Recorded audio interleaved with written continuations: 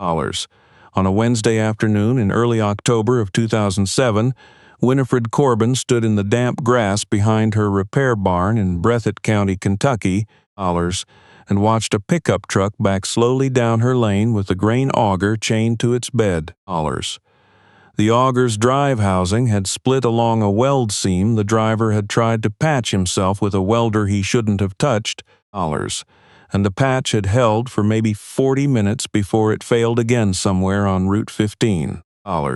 She could see that from 30 feet away. She wiped her hands on a shop rag and walked over to the truck. The driver was a man named Terry Fugate.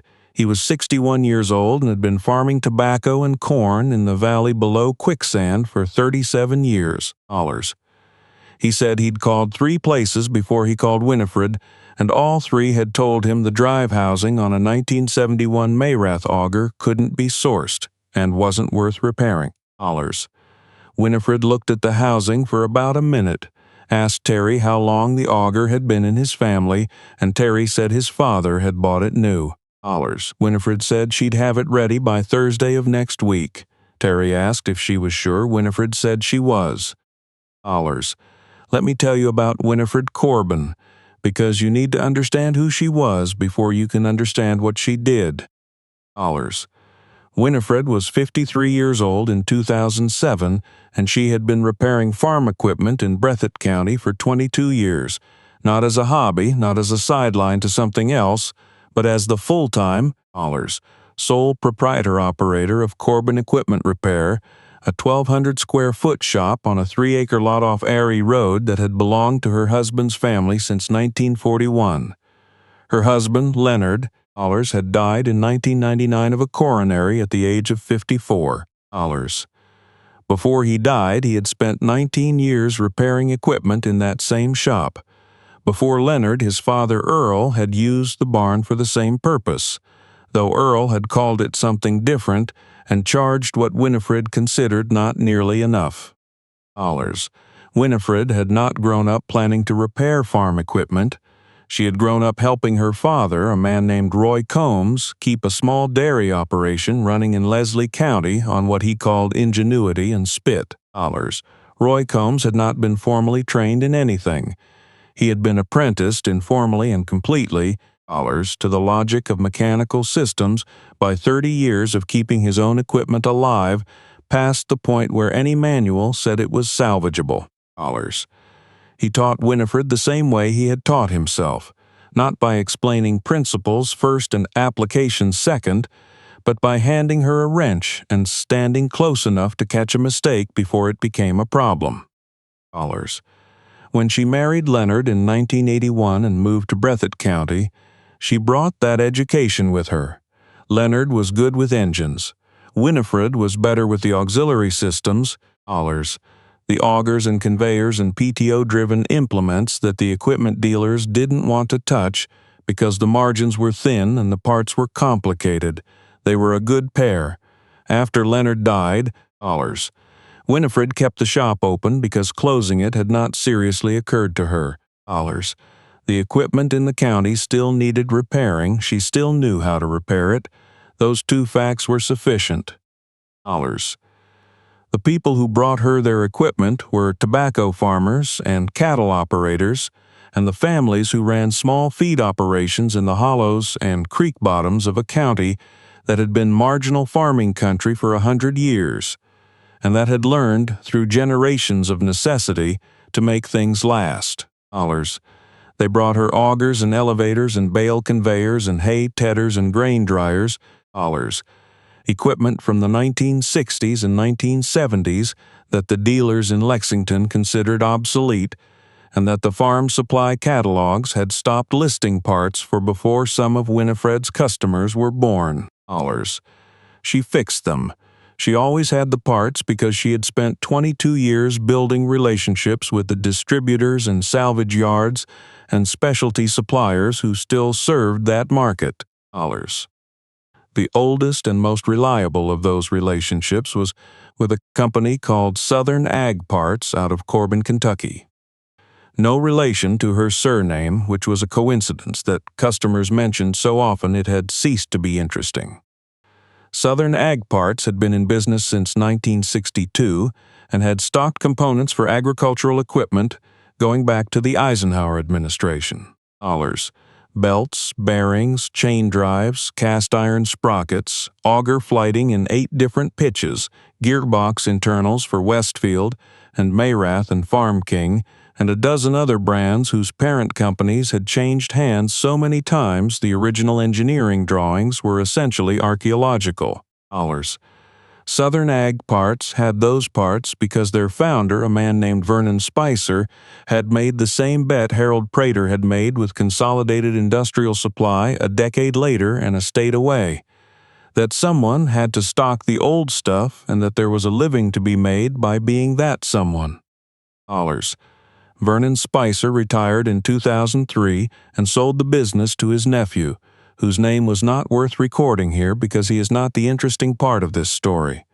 The nephew ran Southern Ag Parts for 4 years. In the spring of 2007, he sold it to a regional agricultural supply conglomerate that had acquired 6 similar businesses in the previous 18 months as part of a consolidation strategy that their investor materials described as capturing fragmented market share in the rural southeastern equipment segment. The conglomerate's operations team arrived at the Corbin warehouse in August of 2007, spent 2 weeks conducting an inventory audit, and produced a report recommending the discontinuation of approximately 40% of Southern Ag's catalog on the grounds that the affected SKUs had insufficient velocity to justify shelf space at their target inventory turn rate.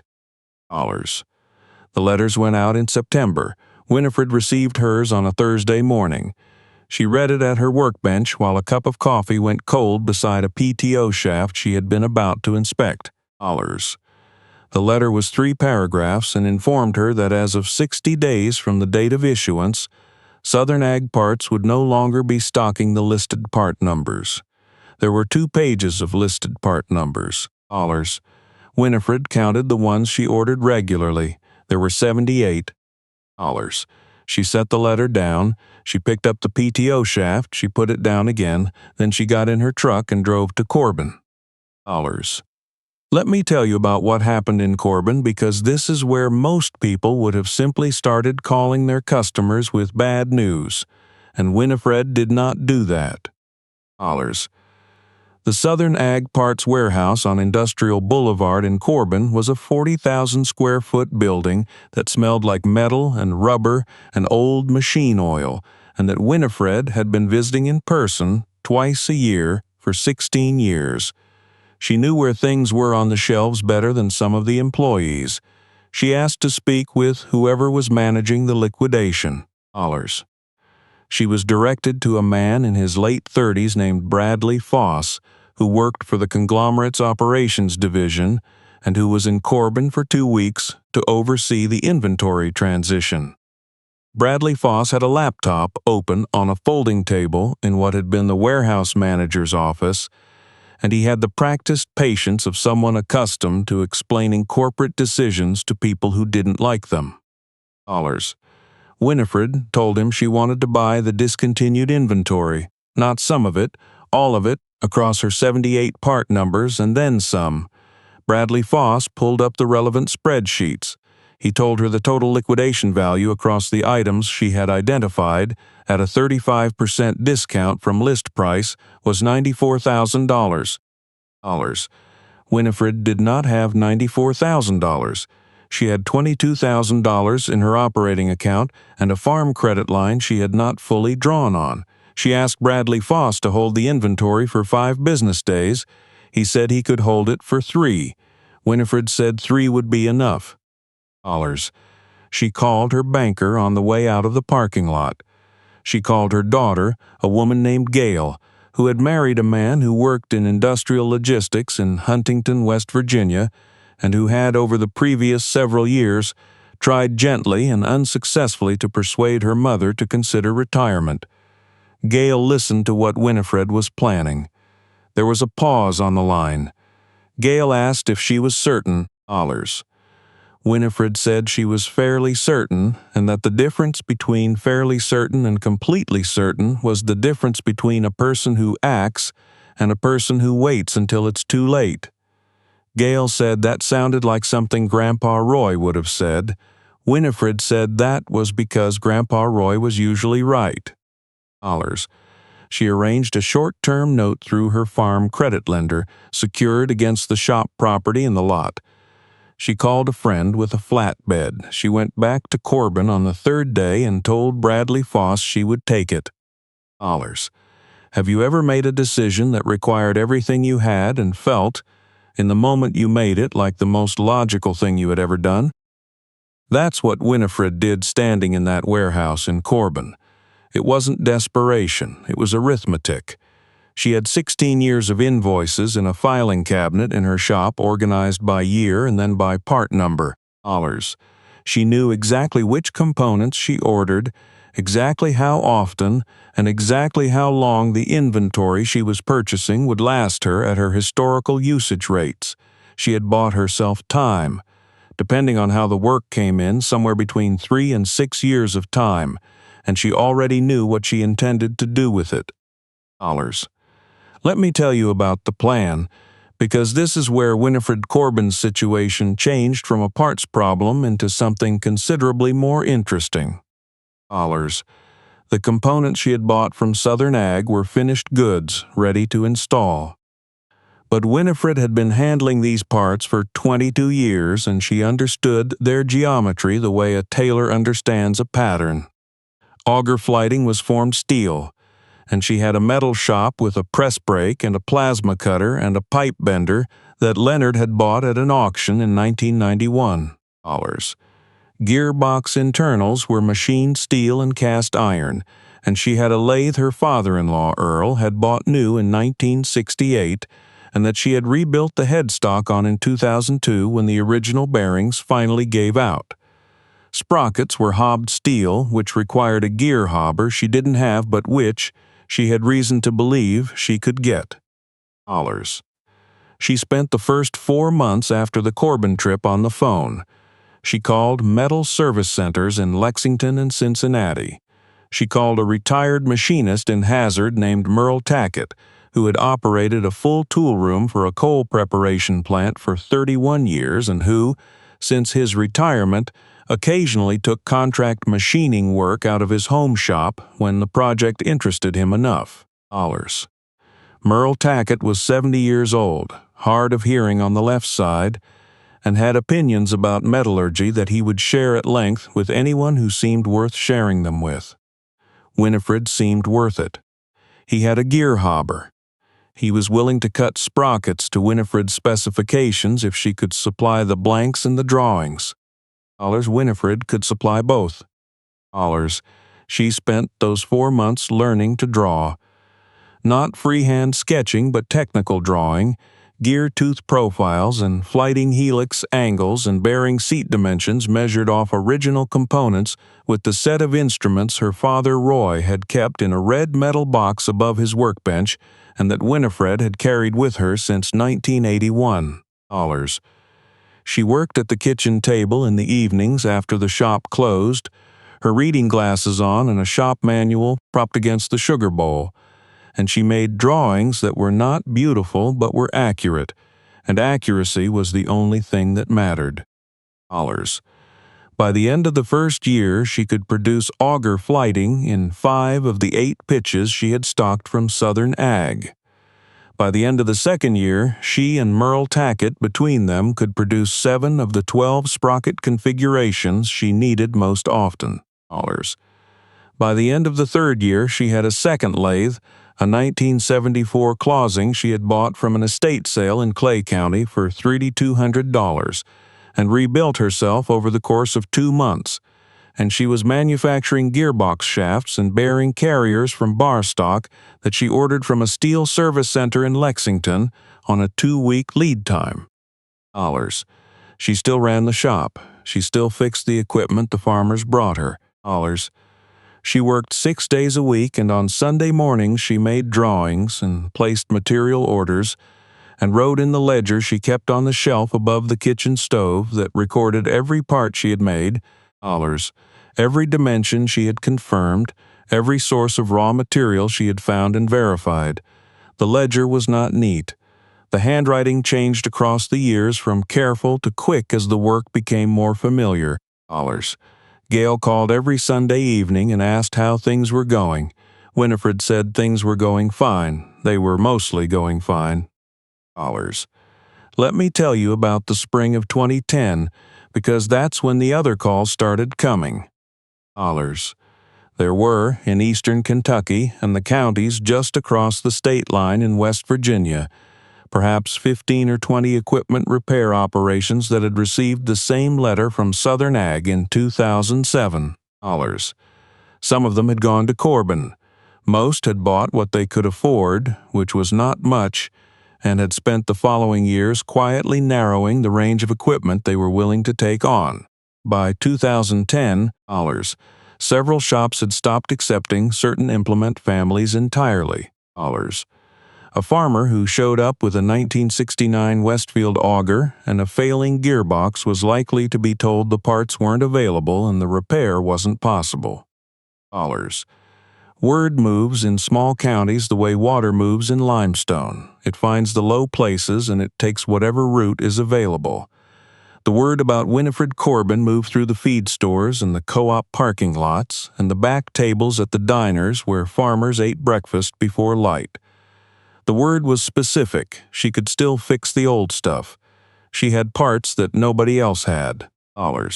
Nobody knew exactly where the parts came from, but she had them and they fit, and after she'd used them, the equipment ran. The first call from another shop came from a man named Dennis Albright in Owsley County, who had been repairing equipment for 18 years and who needed a matched pair of cast iron sprockets for a grain elevator that had been in a customer's family since 1964. Dennis had called his usual suppliers and had been told the sprockets didn't exist in the current supply chain and hadn't for at least 4 years. He called Winifred as a courtesy, not expecting much. Winifred told him she could have them ready in 2 weeks. Dennis said he'd drive over Thursday. Dennis Albright arrived Thursday morning, and Winifred handed him a pair of sprockets that Merle Tackett had hobbed from blanks she had turned on the closing the previous week. Dennis held one of them up near the shop window and ran his thumb along the tooth profile and didn't say anything for a moment. Then he asked what she wanted for them. Winifred told him the price. Dennis said that was fair. Winifred said she knew. After Dennis Albright, there were others. Slowly at first, then less slowly. A shop in Perry County needing elevator chain. A repair operation in Harlan, of all places, looking for a specific auger tube coupling that had not appeared in any catalog since 1998. A retired farmer in Floyd County who had decided to restore his father's hay conditioner and had driven 200 miles on the strength of a rumor that a woman in Breathitt County could get him parts that did not officially exist. Winifred could, she got them. By 2012, she had a second business running alongside the repair shop. She had not named it or advertised it or built a website or printed a business card. She had a ledger and a phone and the knowledge that was in her hands and in Merle Tackett's hands and in the steel cabinet where she kept her drawings. Shops called, she filled orders, she machined what she didn't have from raw stock, and she kept the ledger current. Gail called in the fall of 2012 and said that her husband David had been talking about early retirement and that they had been thinking about coming back to Breathitt County and that she wondered if there was room in the shop. Winifred was quiet for a moment. Then she said there was room.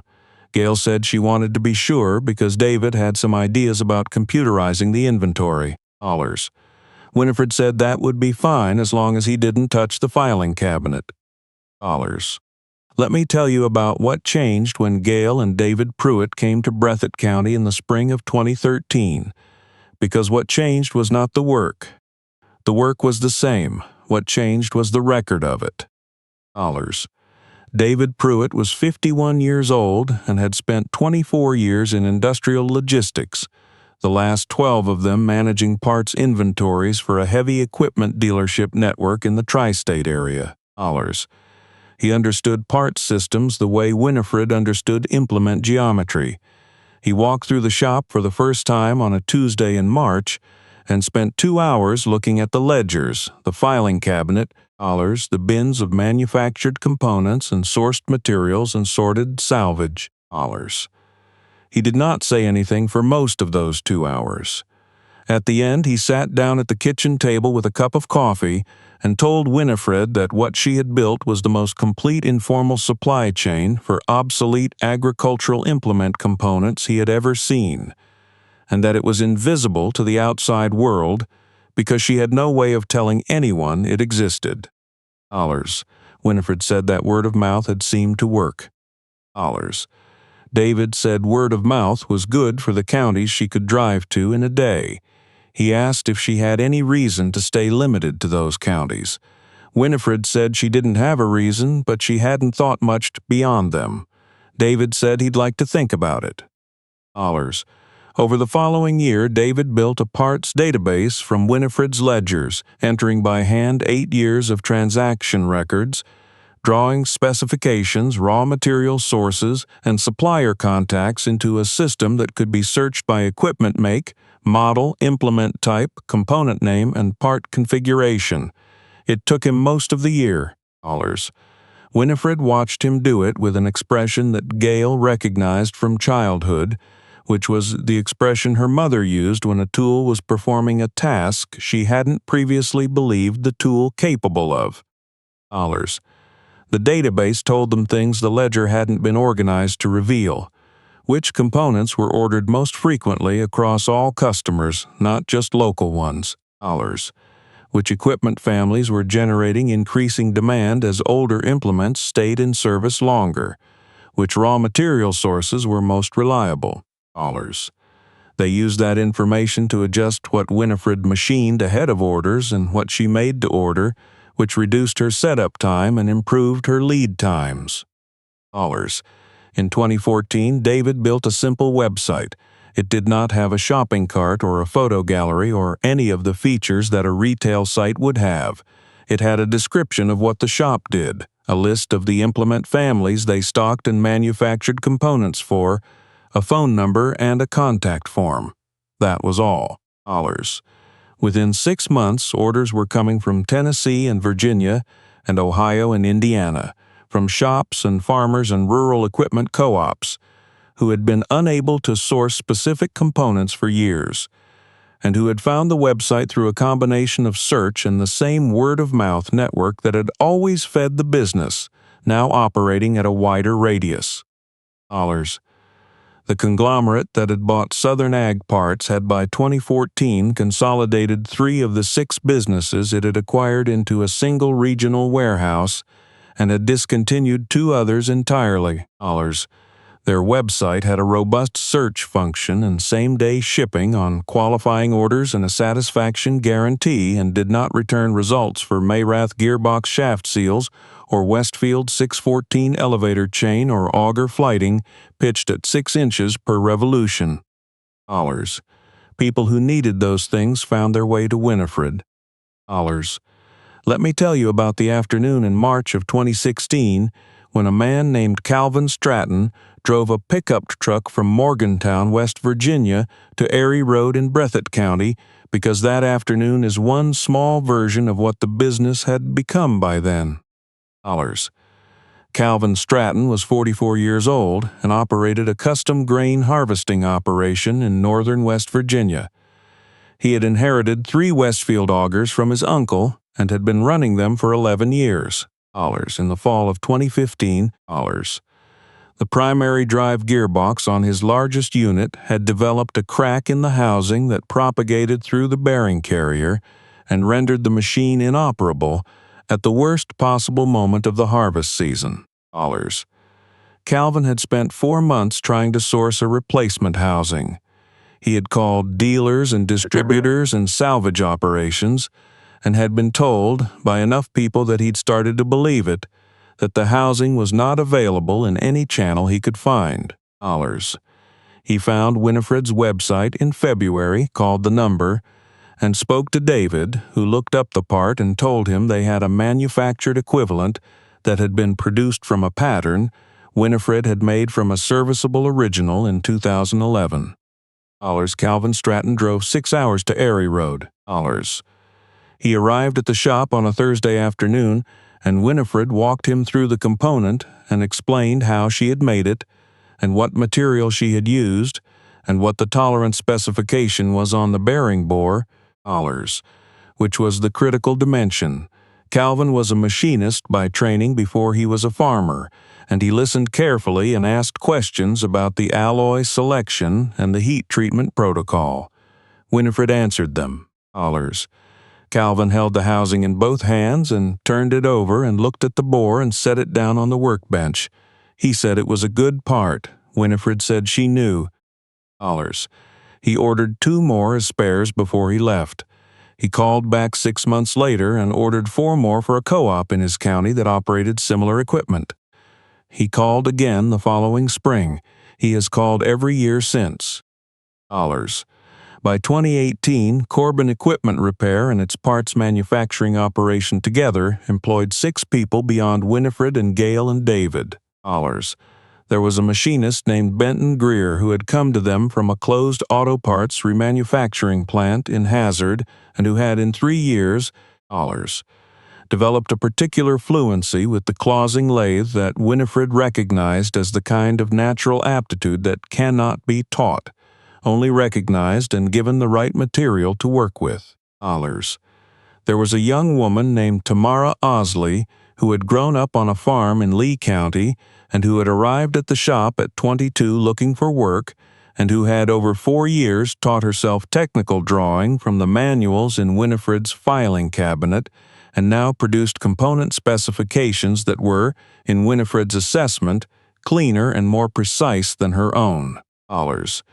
There was a man named Edgar Price who had retired from the county road department and came in 3 days a week to run the plasma cutter and the press brake, operations he had performed for 30 years on county equipment and could now perform in his sleep.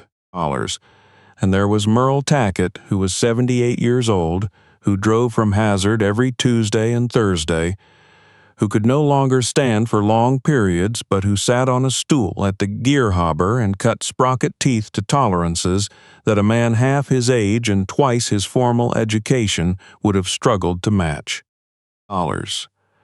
Winifred's son, a man named Arthur, had spent 8 years working for a precision machining company in Columbus that produced components for the medical device industry, and had come back to Breathitt County in 2016 with a CNC skill set and a second-hand Haas lathe he had purchased from a liquidating job shop and transported on a trailer he borrowed from a neighbor. He set the machine up in the corner of the shop that had been cleared for it and spent the first 2 months writing programs for components that Winifred had been making manually, reducing setup time on repeat orders and making practical certain complex geometries that had previously cost more to produce than they were worth to sell. Winifred watched him work with the attention she gave to any new process. When the first parts came off the machine and she measured them against her drawings, she said they were good. Arthur said thanks. Winifred said she was going to need him to make a few more. Let me tell you about the phone call that came in November of 2019 because that call is the clearest illustration of what 22 years of not giving up on old equipment amounts to in practice. The call came from a woman named Sharon Birch, who was a facilities manager for a network of rural grain storage cooperatives in southern Indiana. The co-op operated 12 grain handling facilities, most of them built in the late 1960s and early 1970s, that moved grain through a combination of bucket elevators, drag conveyors, and pneumatic transfer systems whose components had been manufactured by companies that, in many cases, had ceased to exist before Sharon Birch was born. The co-op had been maintaining the equipment through a combination of salvage, improvisation, and sheer institutional stubbornness for decades. But by 2019, their salvage pool was exhausted, and their options for certain components had contracted to essentially nothing.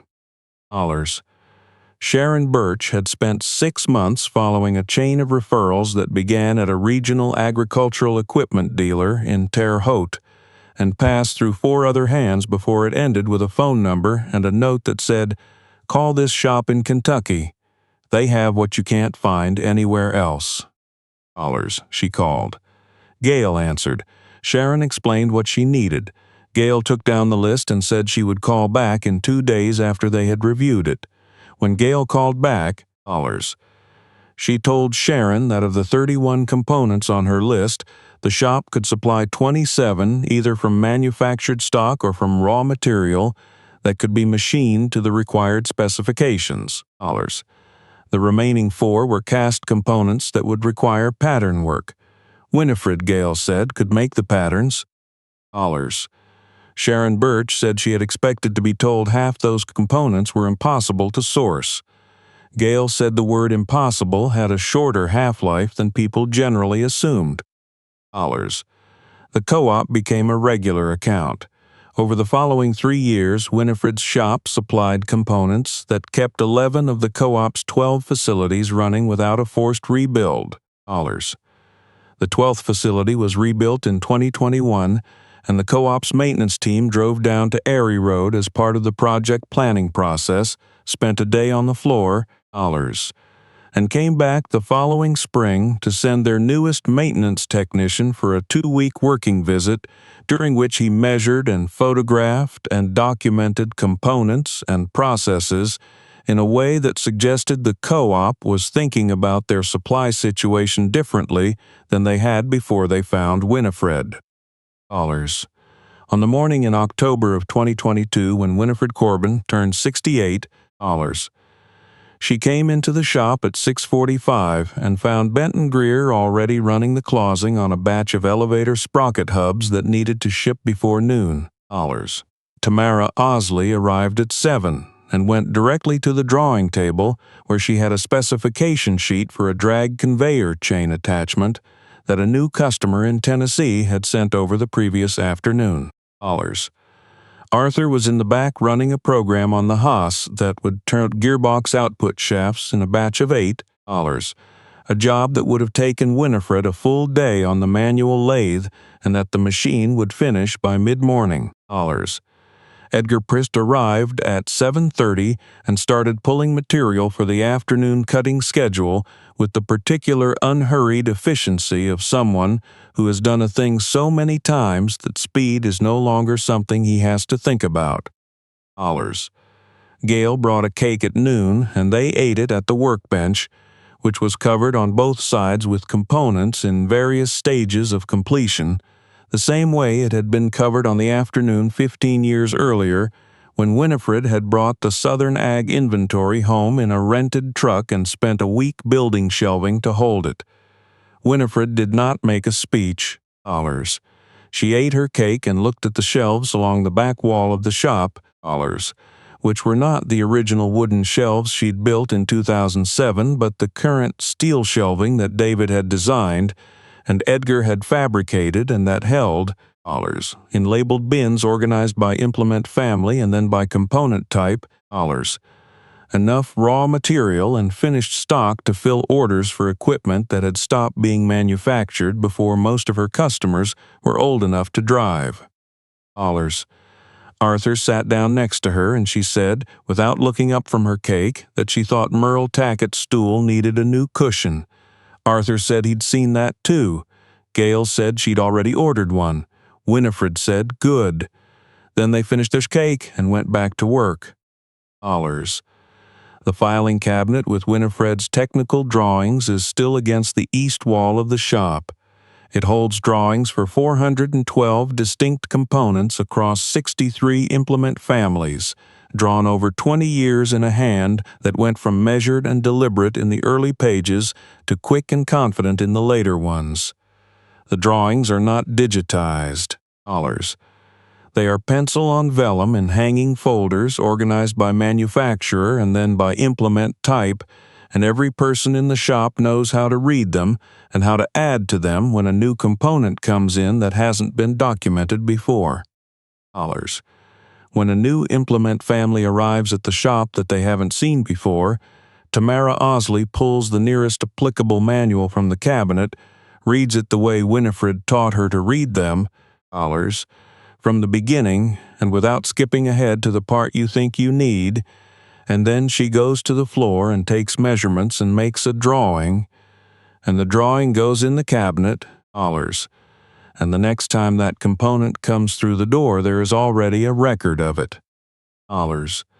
The conglomerate that bought Southern Ag Parts in Tucson 7 was itself acquired in 2017 by a national agricultural supply distributor that operates through a network of regional warehouses and an e-commerce platform with next-day shipping and a catalog of 40,000 active SKUs. They do not carry auger flighting pitched at 6 inches per revolution. They do not carry Westfield 614 elevator chain, or Mayrath gearbox input shaft seals, or the cast iron sprocket configurations that Earl Corbin was stocking in that same Breathitt barn in 1955. Their search function is fast and well designed, and it returns no results for those items. The people who need those items badly enough find their way to Erie Road eventually. They come because a dealer told someone who found the website, or wrote down a phone number on the back of a co-op receipt, and when they arrive they find what they came for, and they find that the price is fair and the part is right, and the person who hands it to them can tell them exactly what it is made of, and exactly how it was made, and exactly what tolerance to check when they put it in. Some of them ask how the shop has parts that no catalog in the country lists anymore. The answer is the same every time.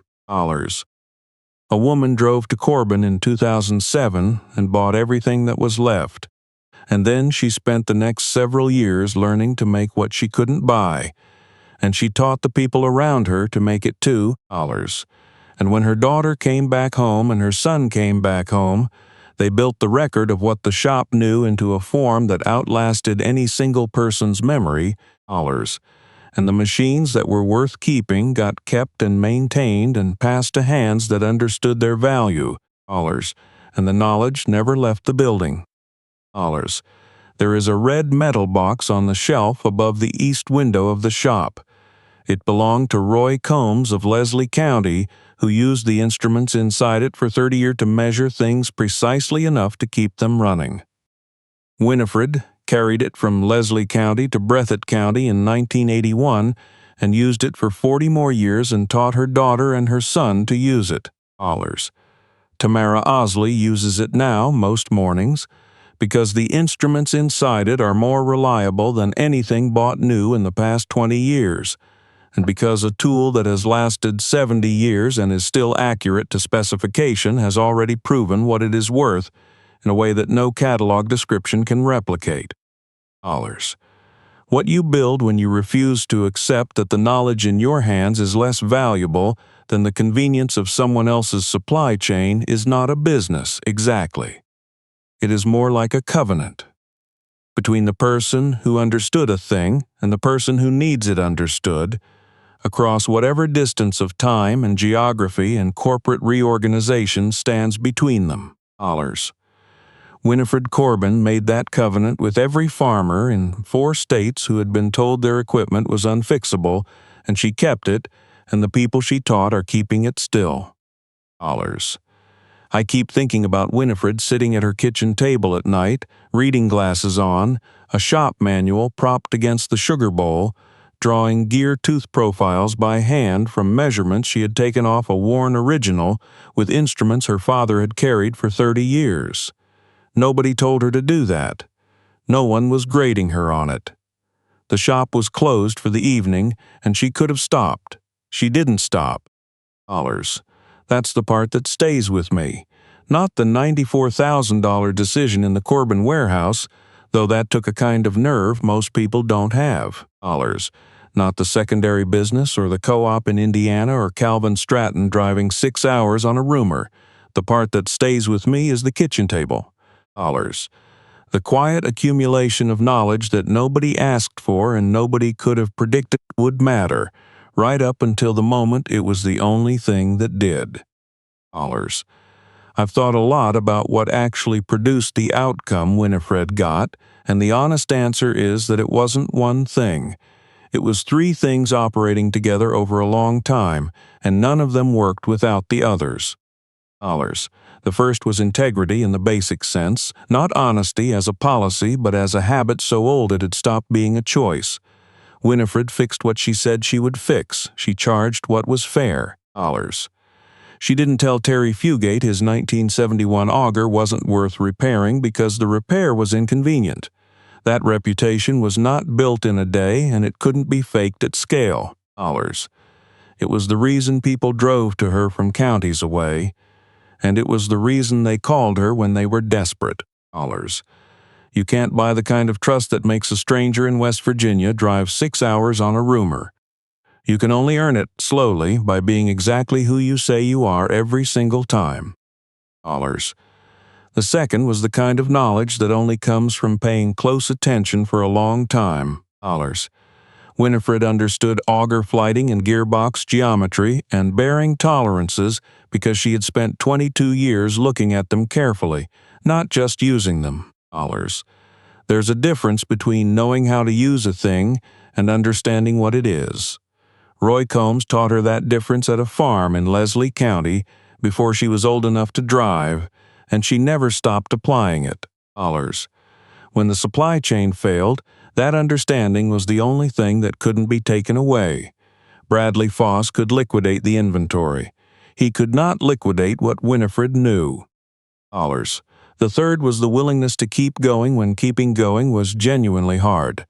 Not dramatically hard, not crisis movie hard, dollars, but the ordinary sustained difficulty of working 6 days a week for years towards something that might not work out, while also running a shop and raising a family and not being certain. The kitchen table drawings, dollars, the phone calls to Cincinnati, the rebuilt headstock on Earl's old lathe, none of it was a moment of triumph. Dollars. All of it was just the next thing that needed doing, done anyway. Dollars. What I notice looking at how the story ends is that each of those 3 things caused the next good thing to happen. The integrity built the reputation that brought Dennis Albright, then the co-op, then Calvin Stratton. The knowledge made it possible to say yes when they came. The persistence is what ensured the knowledge was there to draw on in the first place. Take any one of them away and the whole structure doesn't hold. Dollars. I don't think Winifred Corbin thought of herself as building anything larger than a shop that could stay open, but the covenant she made with every farmer who needed something fixed, dollars, with every piece of equipment that could still do its work if someone understood it well enough, that covenant is what lasted. It outlasted the conglomerate. It outlasted the supply chain that failed her. Dollars. It's still being kept on Erie Road in Breathitt County by hands she trained. Dollars. That's not luck. That's what it looks like when all 3 things are present at once.